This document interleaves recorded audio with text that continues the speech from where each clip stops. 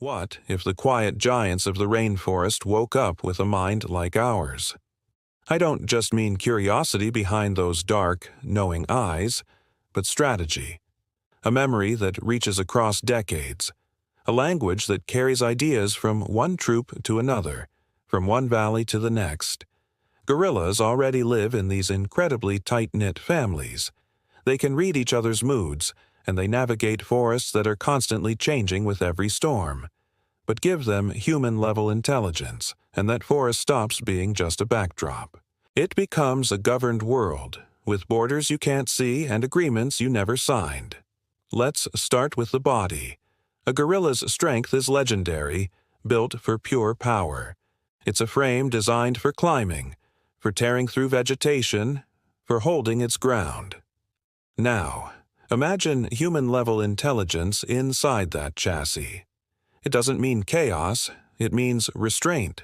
It means a patience born from knowing you don't have to prove your strength. The smartest fighter is the one who almost never needs to fight. A silverback who already commands attention with his posture now commands it with policy. A slow stare that says, "Not today." Choices that protect the infants, control access to food, and schedule the group's movements like a chess master seeing 10 moves ahead. The first thing that would change is communication. The forest is loud, but gorillas prefer close conversation, chest beats, hoots, soft grumbles, eye contact, touch. With a human-level intellect, that system blossoms into a true language. Not English, of course, but a forest speech. Rhythms tapped out on tree trunks that travel farther than any whisper. Complex chest patterns that encode names, places, and warnings. Hand signs refined into a real grammar. Imagine group songs at dusk that recap the day. Where the best fruit was found, where a leopard passed by, where the sounds of humans were heard. Information would stop dying in the moment. It would persist.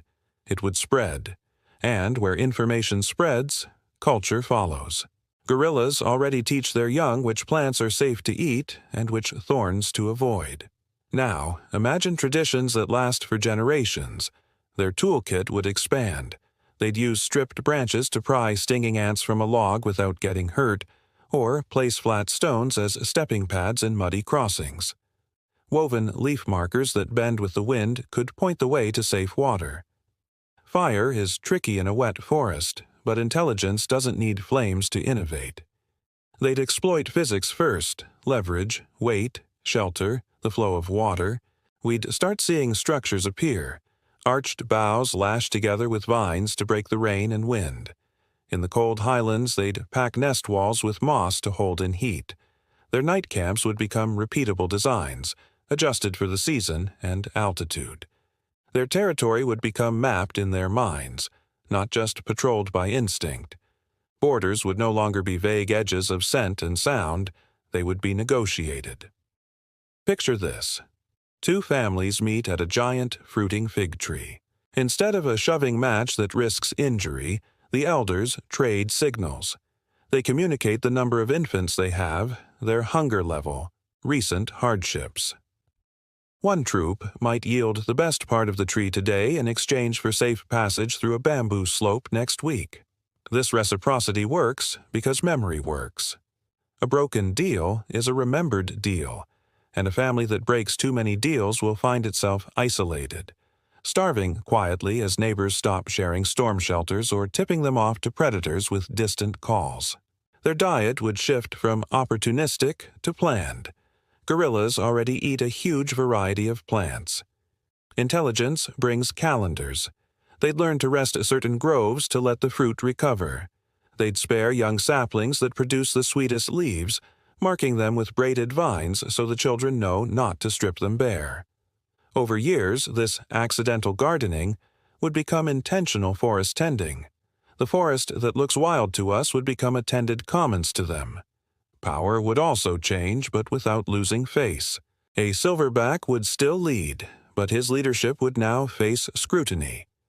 Elder females who already shape the group's travel and feeding would gain formal influence. Councils would form, not with speeches in a circle but through repeated ritualized consultations, specific touch sequences, timed drumming, shared grooming that signals consent or dissent. If a leader grows reckless, the group could slow him down with simple non-compliance. A stubborn male would quickly learn that his power only exists because his followers choose to move with him. And then there's us. We don't just disappear from this story. Intelligent gorillas would learn to read humans as a seasonal force, sometimes noisy and harmless, sometimes quiet and dangerous. They'd learn our patterns, the sound of chainsaws that comes before a clearing, the rhythm of diesel engines that brings machines to build roads. They'd set up early warning posts, a young male with a perfect ear, posted on a ridge, trained to send a specific drumline when he hears engines in the distant valley. Families would reroute their paths long before our boots ever hit the ground. Conflicts would drop without a single confrontation, because the forest itself would have learned to flow around us. Not all friction would fade, of course. Farmland bites into forest corridors. Poachers still exist, but an intelligent troop would play the long game. They'd engage in quiet sabotage, rolling rocks onto narrow tractor paths after a heavy rain, or stripping fruit trees near snares so the bait is useless. They wouldn't declare war. They would simply change the incentives. Hunters stop coming when the forest stops paying. If a mountain range suddenly spoke with one voice, would we listen? Or would we just try to turn down the volume? Because that's what a gorilla nation would feel like, a landscape that answers back. Some of us would probably push harder, but others would adapt.